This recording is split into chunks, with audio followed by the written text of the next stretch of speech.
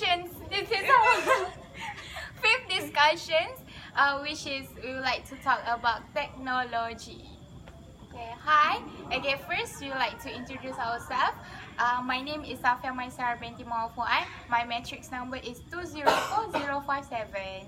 Hi, my name is Anis Nadira binti Yahya and my matrix number is 200424.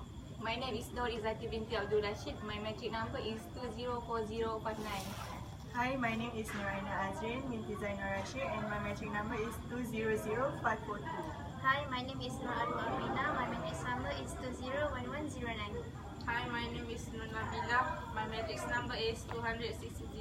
Hi, my name is Mudiana binti Mudai and my matrix number is 203900. Okay, hi. My name is Fauzia binti Batorasi. My matrix number is 203076. Okay. Okay. So today, for what say before this, we like to talk about technology. It's our sections for today discussions. Okay, and then okay, you start. I will start. Okay, so our topic is transportation technology. Okay, transportation technology is a tools and machine used to solve problems or improve condition involve the movement of people from one place to another place. So, transport which undergo evolution are considered to be a transportation technology. For example, we can see through the public transport. Public transport is one of the example of transportation technology because we know that people, ancient people use animals such as camel or horse to travel from one place to another, right?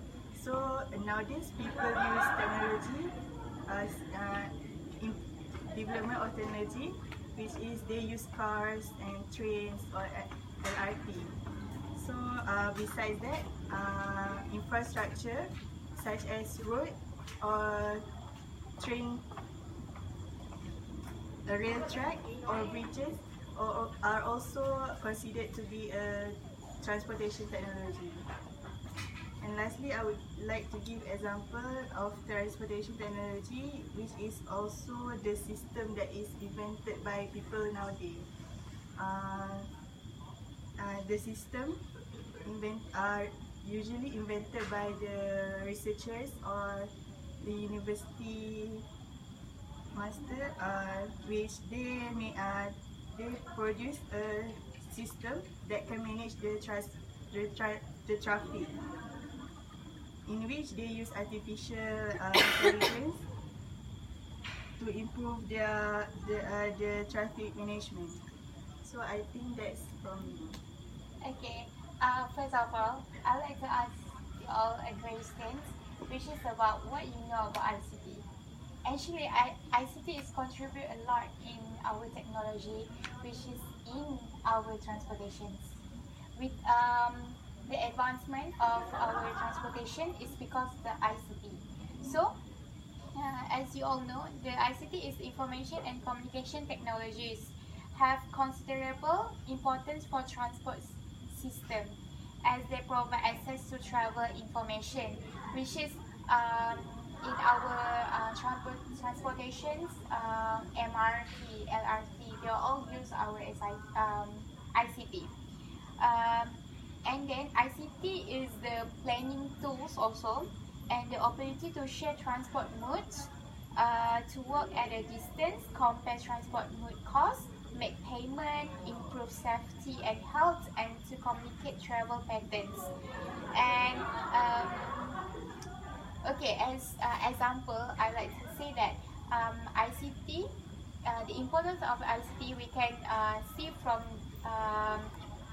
the applications on our phones that connect to our transportations, which is we know the real time for traffic flows, we know the traffic jams, and we know how to avoid the traffic on the road.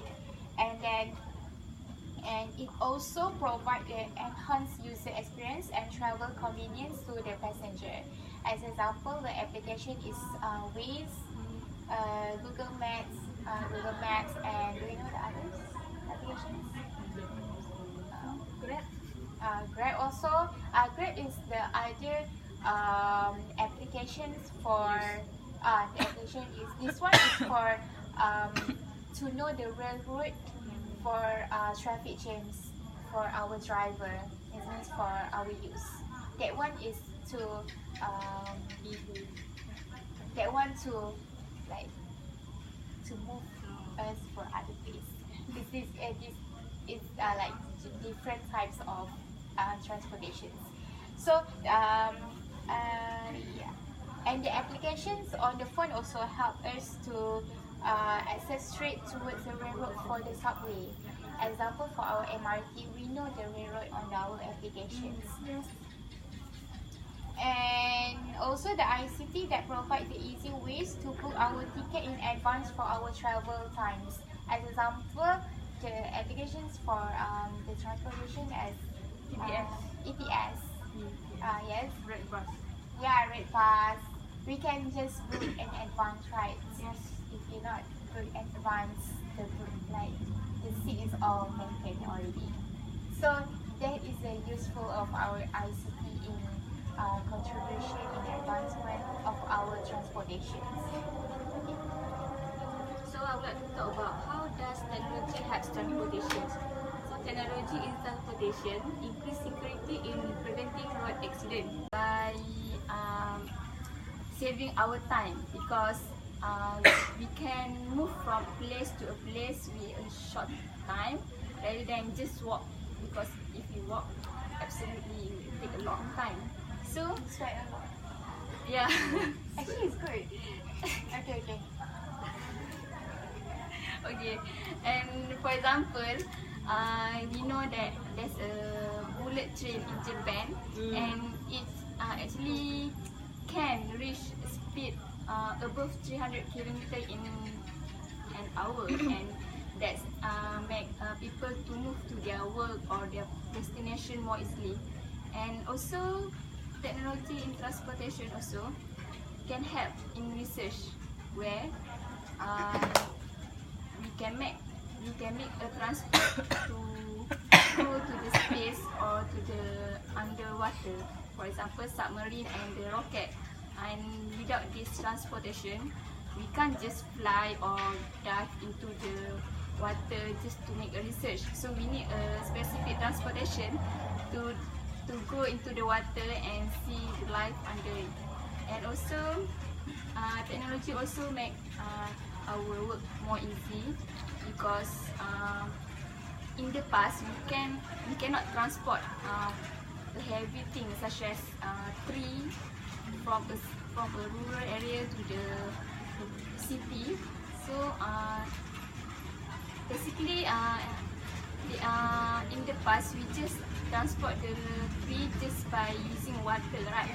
So by this technology we can make a train to move the tree from a rural area to the place that we want to use it. So I think that's a bit about technology in transportation. Okay, I'm gonna share about virtual reality. Do you know what is virtual reality? No. I know that thing only we wear on our eyes, and then we can see our imagination like Yeah, just like imagination, something like games. Opa. Okay, virtual reality is currently standard system use either virtual reality headset or multi-projected environment to generate realistic image, sound, and other sensations that simulate a user's physical presence in a virtual environment. A person using virtual reality equipment is able to look around the artificial world, move around in it, and interact with visual features or items. The effect is commonly created by VR headsets consisting of a headset mounted display with a small screen in front of the eye, but can also be created through a specially designed room with multiple large screens. Virtual reality typically incorporate auditory and video feedback, but may also involve other types of sensory and force virtual haptic technology. Okay, the uses of virtual reality. There's a lot of uses of it. One of it is for military. The military in the United Kingdom and United States have both adopted the use of virtual reality in their training, as it's allowed them to undertake a huge range of simulation. Second is for sport. It used as a training aid in many sports and to help measure athletic performance and analyze technique. Next is for mental health. It's like provide a safe environment. Virtual reality has become a primary method for treating post-traumatic stress. Next is for medical training. It's to practice the doctor to practice surgeries and procedures, allowing for a constituents-free learning environment. It's such as they're giving virtual pictures for them to practice their surgeries, their what we call procedure of in a operation. That method can be applied in the real world.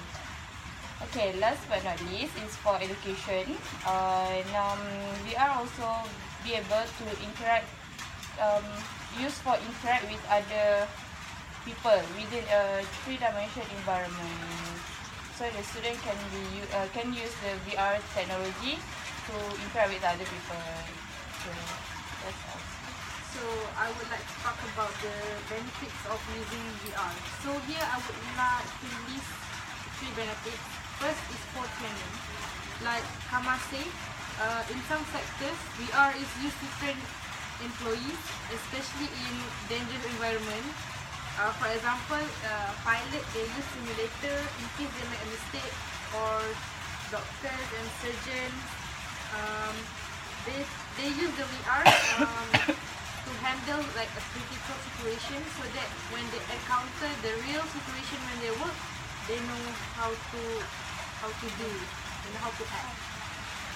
So it's like and then for example, like firefighters, they don't have to like go into a really burn house for like practice, but they can use the virtual reality, so it's safe for the firefighters. It's it can be done anytime. So, and then for the second benefit is for conferencing. Like those people like the white people or yang kerja officer. Okay, for like business people who want to do like Skype or meeting, for example, they are in Malaysia, they want to like video calling someone in Europe, like conferencing, but they want to do that in real time. So they use the virtual reality, so they can feel like they are in the same room conferencing. Have you ever watched like on YouTube 360 video? Yes, like if you yes, the screen can be 360 degrees. So actually it's for virtual reality. If you have the tools, then you can watch the YouTube videos like what are the roller coaster simulator, something like that. Okay, and the last one is it's convenience. VR can save organization time and money and make work more convenient. Workers won't have to travel in order to make decisions and complete projects. For example, architects from across the globe can use virtual reality to evaluate designs. So that's for the advantages. So the disadvantages. Okay, so nowadays with the technological advancements, I believe that the virtual reality will be used in education. So I will talk about the disadvantages of using virtual reality in the classroom. Okay, first one is deteriorates human connection. Okay, while VR can be a great asset for most of the existing field of activity, it can also be a huge disadvantage. Okay, for examples, for the traditional education, it's based on the personal human communications and interpersonal communication. But for VR is quite different because it is only you and the software. Okay, so this can damage the relationship between the peoples. Okay, and then the second is lack of flexibility. If in class, you can be flexible, ask questions and receive the answer. But using the VR is different. You won't able to do anything else except what has been programmed. Okay, and then the third one is can cause sickness. Okay, long time off screen focus can increase feeling of nausea and distortions, and also can cause the eye strain because drying of the front surface of our eyes because we tend to blink less when focus on the screen. Okay, and it also can cause the dizziness. Okay, and the last one is addictions. So we have seen what video games do to the peoples. Once you play, you will keep playing continuously. So in educations, we cannot focus on it. So it can give bad results to our educations. So next is Oculus Rift S. Oculus Rift S has the same price as the Oculus Rift, that is 1,600. It has 80 Hz refresh rate. That means the refresh rate is expressed in Hz. So if it has 80 Hz, it will refresh 80 image for seconds. So it will refresh 80 times in 1 second. Next is it has slightly larger than Rift 900 at 110 degree field of view.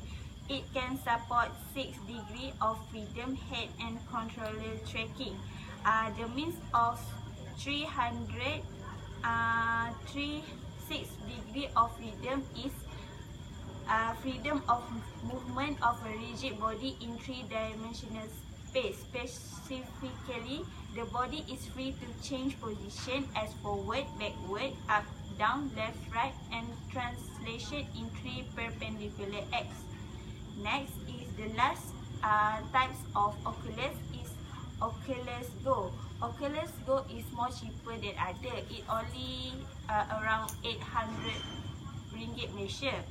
It has the field of view is 100 degree and it has no camera. The controller is included and the tracking system is 3 degrees of freedom tracking. That's all for me. Okay, finished already for our 5th discussions.